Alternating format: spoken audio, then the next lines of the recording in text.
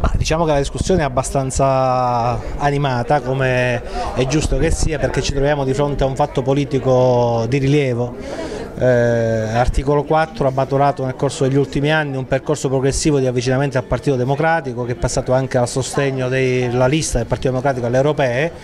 È normale che in tante realtà vi siano ancora posizioni distanti, spesso non amministriamo insieme, non siamo insieme all'opposizione, per cui la direzione provinciale farà una valutazione su come questo percorso possa diciamo, concretizzarsi senza provocare lacerazioni interne, ma soprattutto costruendo un percorso di unità politica anche con le forze nuove che dovrebbero confluire nel Partito Democratico.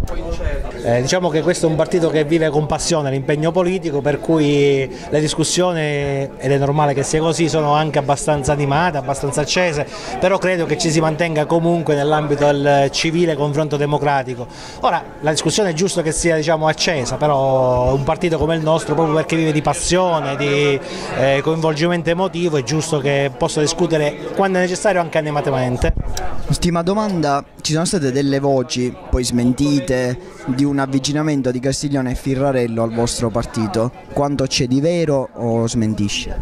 Mi sembra improbabile, anche perché che io sappia Castiglione e Firrarello, come noi abbiamo sempre detto, non mi pare che nell'ultimo periodo abbiamo manifestato percorsi di avvicinamento al Partito Democratico, anzi, dopodiché detto questo io non ne so niente e non credo ci siano oggi le condizioni.